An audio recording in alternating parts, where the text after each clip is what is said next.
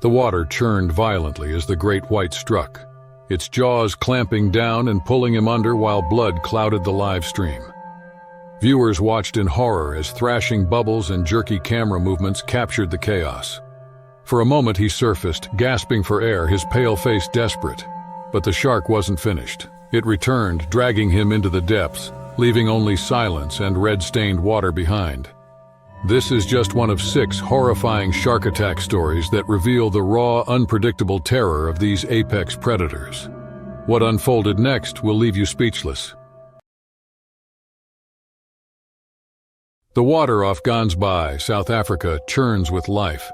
It's known worldwide as Shark Alley, where seals dart between rocks and great white sharks patrol the waters like silent ancient hunters. Tourists come here year-round to witness these creatures, often from the safety of sturdy metal shark cages. The area is famous for its large population of great whites, drawn by the dense colonies of Cape Fur seals on Dyer Island and Geyser Rock. Some say the sharks here are the largest in the world, with adults growing up to 20 feet long, their powerful bodies built for ambush and destruction. On January 11, 2025, Leonidas Marcos, known online as Shark Explorer, arrived in Gansbaai. He wasn't here to sit in a boat or watch from behind the bars of a cage. Leonidas had a reputation for pushing boundaries. His YouTube channel had grown to millions of subscribers because he did things no one else dared to do. Swimming with tiger sharks, free diving with hammerheads, and even brushing up against bull sharks in murky water streamed live to an audience hungry for danger and spectacle. But this morning, there was an air of tension around him that his crew couldn't shake. The sun was barely up when Leonidas, his assistant Dimitrios, and their South African guide Isaac boarded a small boat and headed out to the stretch of water between the islands. The ocean here is rough and unpredictable, where seals leap desperately out of the water to escape a predator below. The air smelled of salt and seaweed as they anchored about 100 meters from Geyser Rock, the boat deck slick with condensation from the early morning mist. Isaac, a man with years of experience working with shark diving tours, gave Leonidas one last warning. No one dives here without a cage. Leonidas ignored him, as he always did.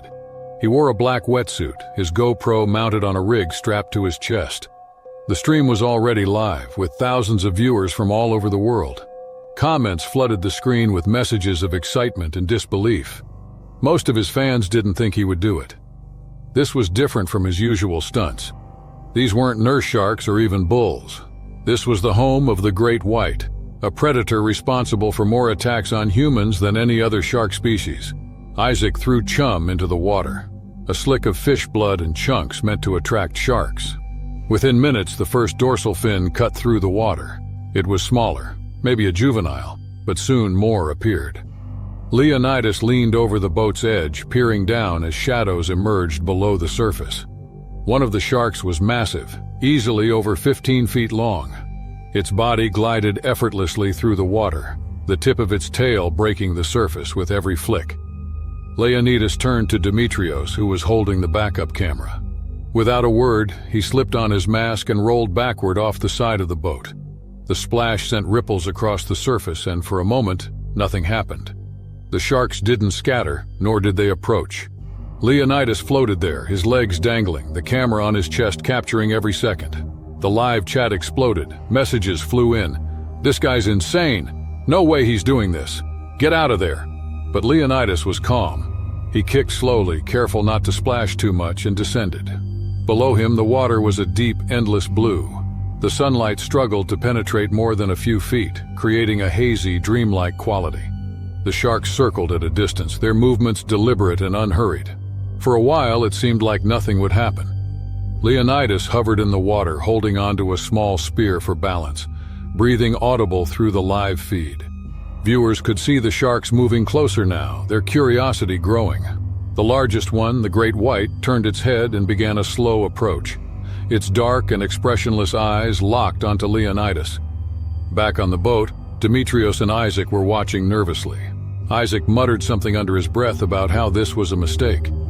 Dimitrios gripped the ship's edge so tightly that his knuckles turned white. They couldn't call him back. Leonidas had made it clear before they left the shore that he didn't want interference unless it was a matter of life and death. The great white closed the distance. Leonidas held his position, barely moving. The shark swam within a few feet of him, its massive body dwarfing the human in its territory. The live feed showed the scale of the animal, its gaping mouth revealing rows of serrated teeth. For a moment, the encounter would pass without incident. The shark veered off, disappearing into the blue. Leonidas turned slightly, tracking it with his camera. But then it came back. This time it moved faster, more deliberate. Leonidas didn't see it until it was too late. The shark struck from below, its mouth open wide as it clamped down on his arm. The live feed captured everything: the thrashing, the bubbles, the sudden jerky movements of the camera as Leonidas struggled. Blood instantly clouded the water, a vivid red plume spreading like smoke. Back on the boat, Demetrios yelled something incoherent. Isaac grabbed a pole and leaned over the side, but they were too far away to do anything. Leonidas was pulled under, the shark's powerful tail churning the water. The live stream was still running, showing brief flashes of the chaos below. Leonidas's camera spun wildly as the shark shook him, its bite relentless. The viewers could hear muffled sounds of panic and the gurgling rush of water. For a moment, Leonidas resurfaced, gasping for air. His face was pale, his movements frantic as he tried to signal the boat. But before they could get to him, the shark returned, dragging him under again. This time, he didn't come back up. The camera feed showed nothing but water and blood now, the once blue ocean stained dark. The shark's massive body swam into the frame once more before disappearing into the depths, leaving only silence behind. The live feed abruptly cut off. Thousands of viewers sat in stunned silence, unable to process what they had just seen.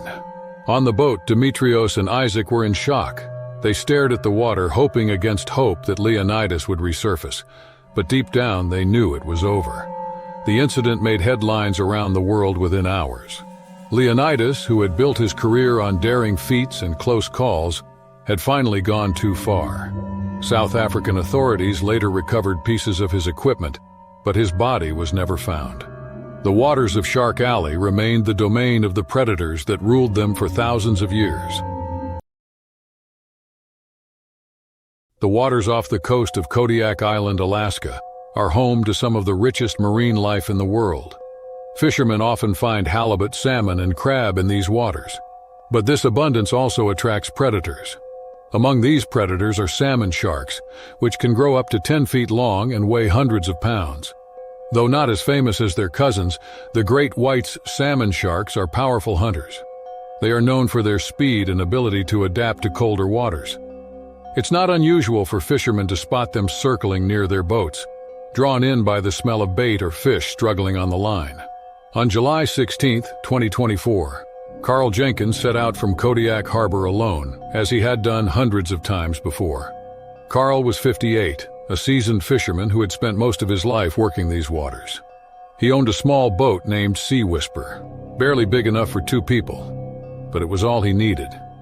Carl wasn't fishing for sport. He made a living selling his catch at the local market, and this was supposed to be just another day on the job. That morning, Carl woke early, loaded his gear onto the boat, and checked the weather. The forecast was clear, with calm seas expected. He packed his lunch, a couple of sandwiches and a thermos of coffee, and set off before sunrise. By the time the sun was up, Carl was already miles offshore, surrounded by only open water. His boat rocked gently as he prepared his fishing lines, baiting them with pieces of herring. The fishing was good that morning. By mid-morning, Carl had already pulled in a couple of halibut, each weighing over 50 pounds. His small cooler was quickly filling up. Around 11 a.m., he took a break to eat and drink coffee, enjoying the solitude. Carl liked being out here alone. It was quite peaceful, but the peace didn't last. Around noon, Carl felt a strong tug on one of his lines.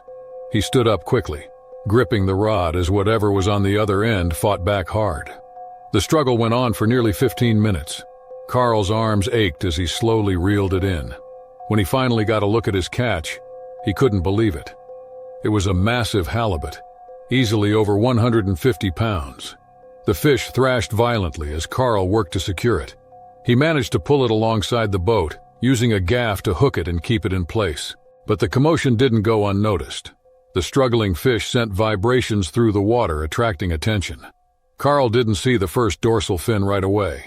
He was too focused on the fish, but when he leaned over the side of the boat to secure the halibut, he finally noticed movement in the water. A shadow passed beneath the ship, followed by another. Then he saw them, 6 salmon sharks circling, their fins cutting through the surface. The sharks weren't just curious, they were agitated. The smell of blood from the halibut had triggered a feeding response. Carl hesitated for a moment, unsure of what to do. He needed that fish. It was worth a lot of money, but the sharks were getting too close. One of them bumped the side of the boat hard enough to make Carl lose his balance for a moment. Another darted toward the halibut, biting into it before retreating with a piece of flesh. Carl yelled out in frustration, though no one was around to hear him. He grabbed a pole and tried to push the sharks away, but it only made them more aggressive. The boat rocked as the sharks circled, bumping into it repeatedly. Carl decided he had to cut the fish loose. It wasn't worth the risk. He reached for his knife, but the boat lurched violently as he leaned over to cut the line. One of the sharks had hit it again, and Carl lost his footing. He fell forward, hitting the boat's edge before plunging into the water. The cold shock of the Alaskan water hit him like a hammer.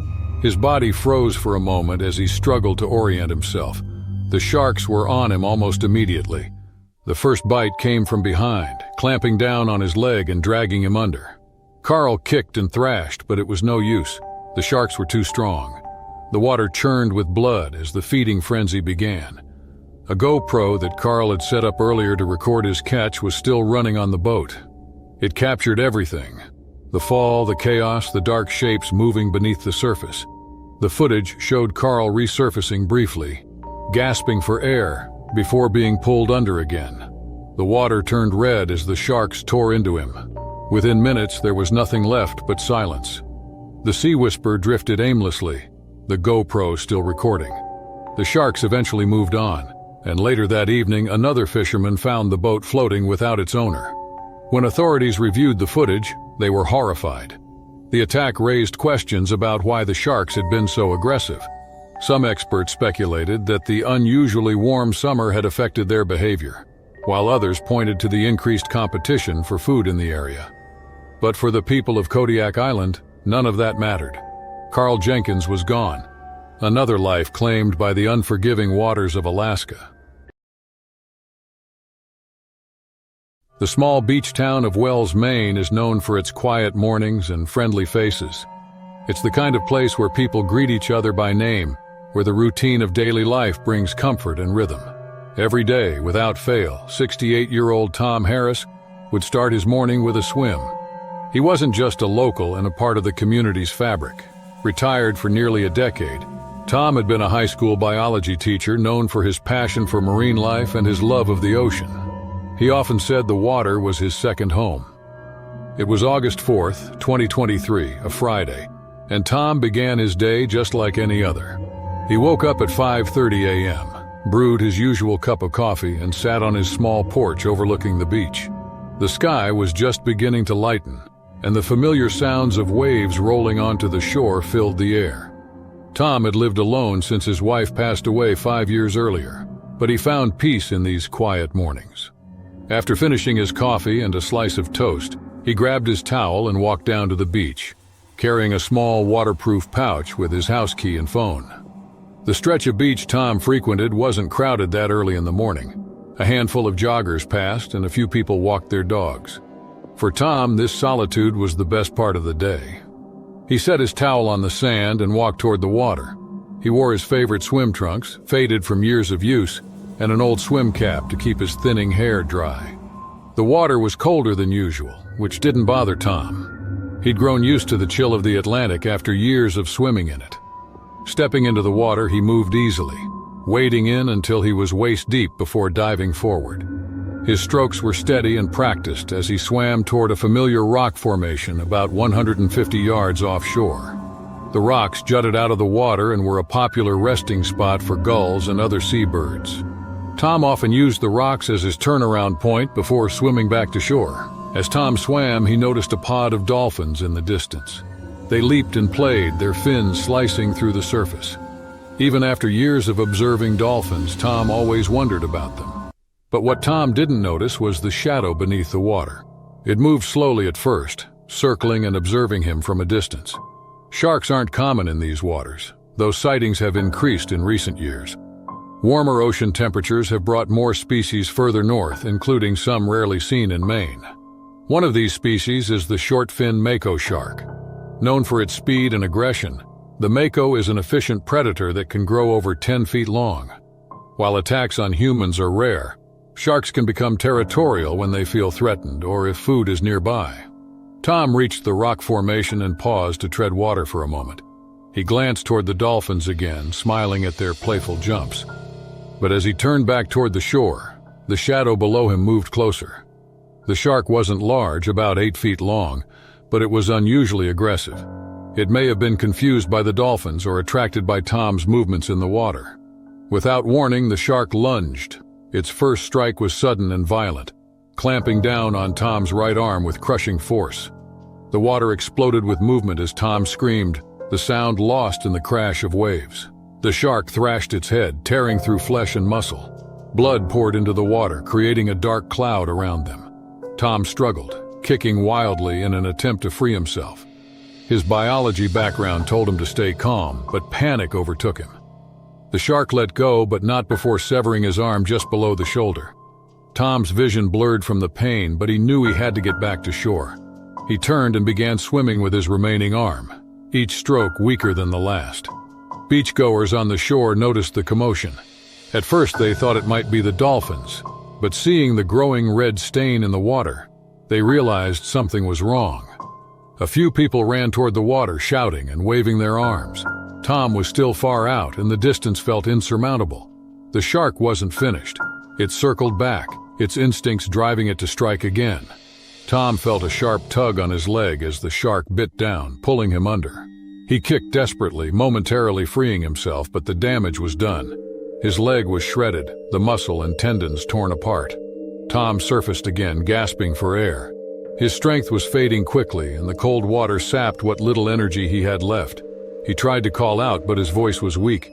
Beachgoers began wading into the water, some holding flotation devices, trying to reach him.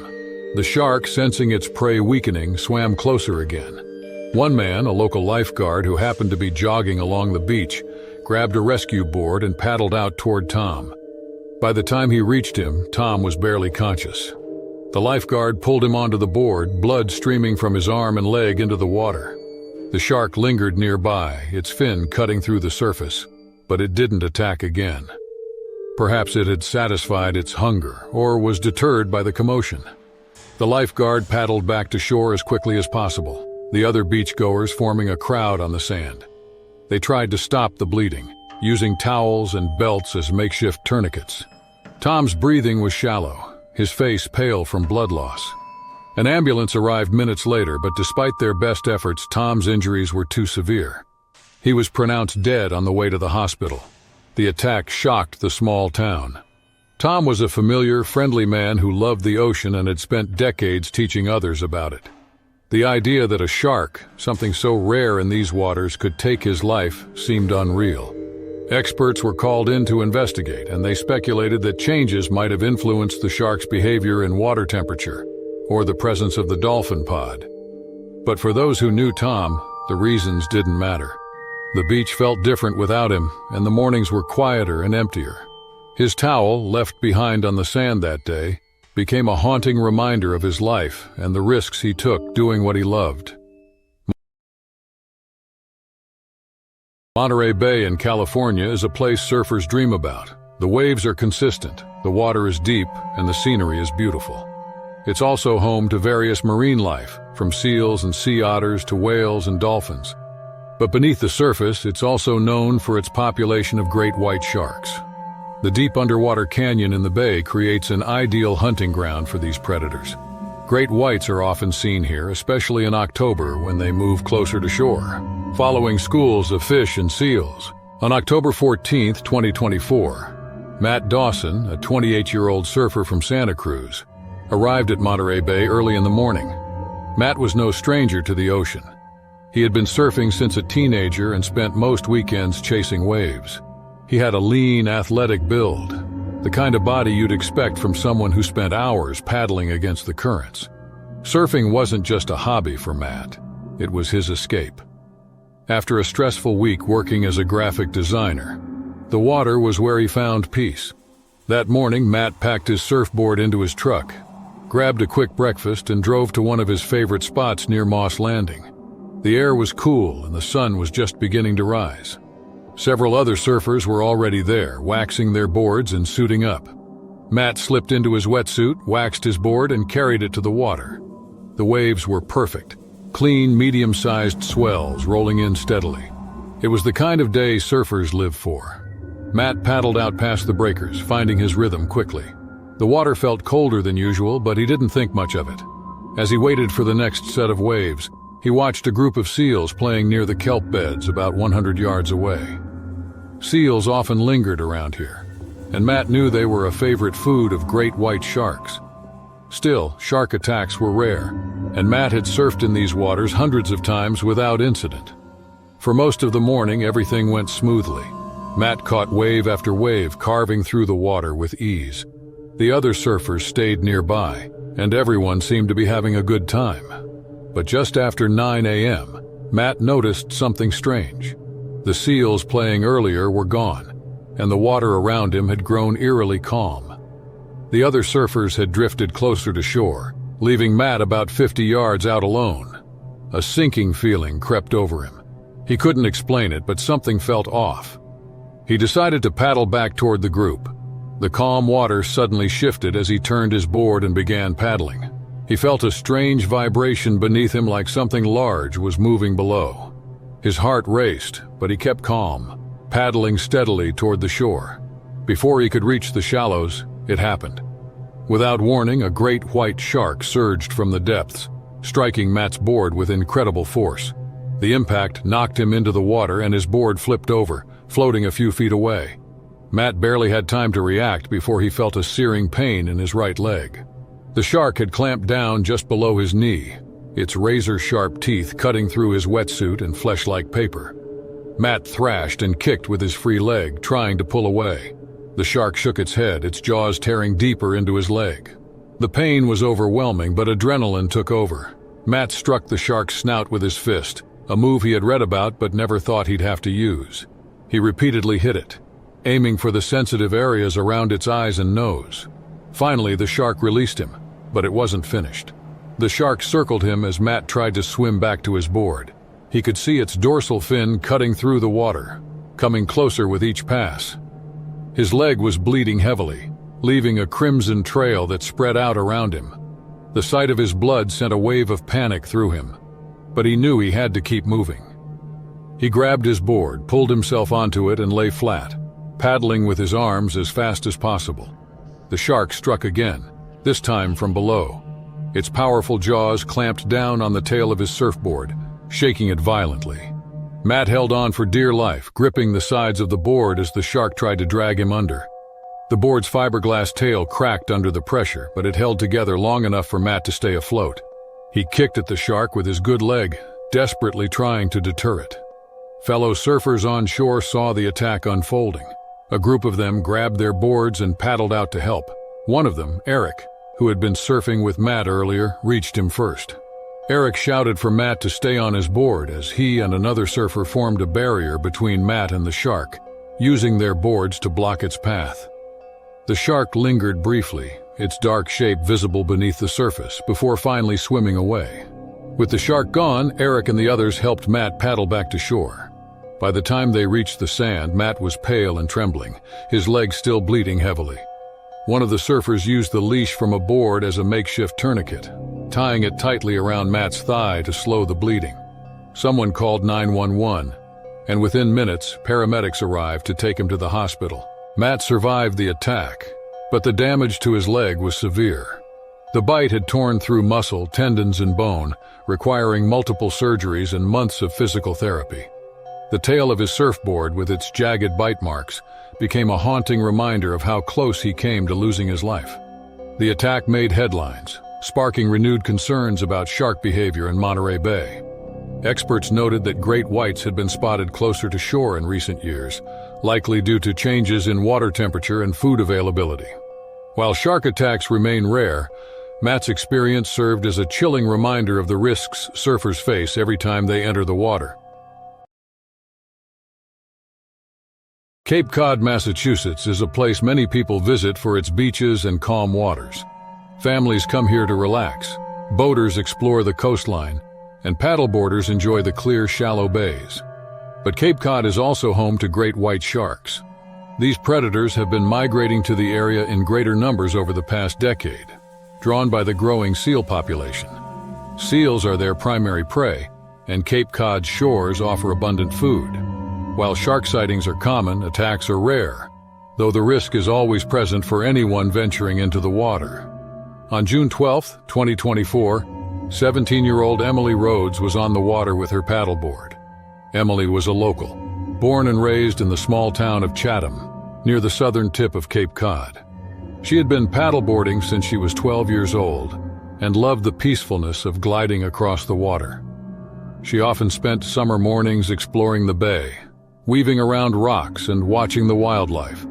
It was her way of escaping the noise of everyday life, even if just for a little while. Emily had finished high school a week earlier and was enjoying her summer break before heading to college in the fall. That morning she woke early, made herself breakfast, and grabbed her paddleboard, which she had left leaning against her family's beach house. The air was warm and the wind was stronger than usual. But Emily didn't think much of it. She was used to changing conditions on the water. Her parents were still asleep when she headed out, leaving a note on the counter saying she'd be back by late morning. By 7 a.m., Emily was already on the water. She paddled steadily, heading toward her favorite spot near Monomoy Island, about half a mile offshore. The island is a protected area known for its seals, and on any given day you could spot dozens of them lounging on the sandbars or swimming close to shore. Emily had always been fascinated by them. She often stopped her paddleboard at a distance to watch them from afar. The wind made the water choppy, and small waves slapped against the side of Emily's paddleboard as she moved. She adjusted her stance to stay balanced, her paddle slicing through the water with each stroke. A few other people were out that morning, some fishermen on small boats and another paddleboarder farther down the bay. But Emily was mostly alone in her section of the water. As she paddled toward a shallow area where she could see seals playing, something below the surface caught her attention. It was a shadow, long and moving steadily. At first, she thought it was just a large fish. The waters around Cape Cod are teeming with marine life, and it wasn't uncommon to see big fish darting below. But this shadow was different. It didn't dart. It moved slowly, deliberately. Emily tried not to think too much of it. She had been around the water her whole life and knew that sharks rarely posed a threat to humans. They were curious creatures, and most encounters ended without harm. But as she continued to paddle, the shadow grew larger, and it became clear that something was following her. The shark, a great white, had likely been drawn to the area by the seals. Its powerful senses detected vibrations in the water from Emily's paddleboard, and it mistook the board for prey. Great whites are ambush predators, using their speed and strength to surprise their targets. This one, about 12 feet long, was slowly closing the distance between itself and Emily's board. Emily noticed the water behind her shift. A ripple broke the surface, followed by the unmistakable sight of a dorsal fin. Her heart raced as she realized what was happening. She stopped paddling for a moment, unsure of what to do. The fin cut through the water, coming closer with each passing second. Panic set in, but Emily tried to stay calm, focusing on paddling toward shore. The shark moved when Emily was about 200 yards from the beach. It struck from below, ramming into the bottom of her paddleboard with such force that Emily was thrown into the water. The impact was violent, and her board flipped over, floating just out of reach. Emily surfaced, gasping for air, her arms flailing as she tried to orient herself. The shark circled her, its powerful tail creating waves around her. Emily swam toward her paddleboard, desperate to climb back onto it. But the shark struck again before reaching it. This time, its jaws closed around the board, crushing it instantly. Emily screamed as she watched pieces of her board float away. She turned and started swimming toward shore, her movements frantic. The shark followed, its instincts driving it to attack. It lunged at Emily, clamping down on her leg. The pain was unbearable as the shark's teeth tore through her flesh. Emily kicked at it with her free leg, trying to break free. The shark released her for a moment, but the damage was done. Blood poured into the water, spreading in a cloud around her. Emily kept swimming, though her strength was fading. The shore felt impossibly far, and the shark was still circling. It struck again, grabbing hold of her side this time. Emily thrashed, hitting the shark's snout with her fists. The shark released her again, but it didn't leave. It circled once more, waiting for its next opportunity. People on the beach had noticed the commotion by now. Some ran to the water's edge, shouting and waving their arms, while others called 911. A small rescue boat that had been nearby began speeding toward Emily, but they were still too far away to help immediately. Emily's movements grew weaker as blood loss and exhaustion took their toll. She floated on her back, trying to stay calm, but the shark came at her one final time. The boat reached Emily moments later, pulling her out of the water. Her injuries were severe, with deep wounds on her leg and side. The rescuers tried to stop the bleeding as they rushed her to shore, but by the time they reached the beach, it was too late. Emily succumbed to her injuries before paramedics could get her to the hospital. The incident sent shockwaves through the community. Emily was well known and well loved, a bright, adventurous teenager with her whole life ahead. Her death increased awareness of shark activity in Cape Cod and sparked debates about safety measures for people enjoying the water. The waters of Gansbaai, South Africa, are infamous for their population of great white sharks. Known as Shark Alley, this stretch of water between Dyer Island and Geyser Rock is a hotspot for tourists seeking the thrill of cage diving. The abundance of Cape fur seals in the area draws these apex predators, offering an unparalleled chance to observe them up close. While most encounters are safe and controlled, the unpredictability of nature always lurks beneath the surface. On July 18, 2021, 29-year-old Ben Richards, an experienced diver from Australia, joined a cage diving tour aboard the Ocean Sentinel. Ben wasn't there for the adrenaline rush. He was a professional diver with years of experience studying marine life. He had swum with sharks many times before and had great respect for these predators. The day was another opportunity for him to observe their behavior in their natural habitat. That morning, Ben boarded the boat with a small group of tourists eager to witness the great whites of Gansbaai. The crew explained safety protocols and assured the group that the cage, built from reinforced steel, was secure against even the strongest sharks. By mid-morning, the boat anchored near Dyer Island, and the crew began chumming the water with fish heads and blood to attract the sharks. The first great white appeared within minutes, a smaller specimen about 9 feet long. It circled the bait, its sleek body gliding effortlessly through the water. The group marveled at its grace, snapping photos and leaning over the railing for a better view. One by one, the tourists donned wetsuits and entered the cage. Eager to observe, Ben waited until most of the group had left before stepping into the cold, clear water. Once inside the cage, Ben positioned himself in one corner, camera in hand, ready to document the shark's movements. At first, the sharks behaved as expected, darting toward the bait and snapping at the fish heads. But a much larger shark, easily over 14 feet long, appeared. This one was different. It ignored the bait entirely and swam directly toward the cage. Ben immediately noticed the unusual behavior. Unlike the others, this shark seemed focused on the people inside the cage. It circled slowly, its dark eyes scanning the divers, its body brushing against the steel bars. The other tourists stiffened as the shark came closer with each pass, its movements deliberate and unnervingly aggressive. The crew above banged on the cage to distract it, but the shark didn't flinch. Ben watched intently, fascinated but uneasy. He had never seen a great white so fixated on humans before. The shark suddenly lunged at the cage, snapping its powerful jaws near the bars. The force of the impact rattled the cage, startling the divers. Ben held his ground, determined to capture the moment on camera. As the shark swam past him again, he extended his arm slightly through the bars, hoping to get a closer shot. In an instant, the shark turned and lunged. Its jaws clamped down on Ben's arm with crushing force. The pain was immediate, a searing explosion that shot through his body. Blood filled the water as the shark shook its head, tearing into his flesh. Ben screamed into his snorkel, desperately trying to pull free. He used his free hand to push against the cage, and after a few agonizing seconds, the shark released him. The water around the cage turned red, and panic erupted. The crew acted quickly, pulling the cage back to the surface. Ben clutched his mangled arm, the pain almost unbearable. Once on the boat, the crew applied pressure to his wounds to stop the bleeding. Deep gashes exposed muscle and bone, his wetsuit soaked with blood. The boat raced back to shore, where an ambulance was waiting. Ben was rushed to the hospital, where surgeons worked to repair the damage. Though he survived, the attack left him with permanent scars and limited use of his arm. The shark's behavior left experts baffled.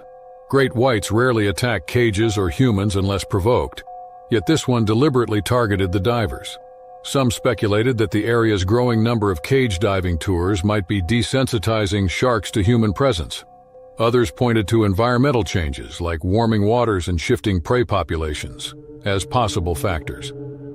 The encounter was a harrowing reminder for Ben of the ocean's unpredictability.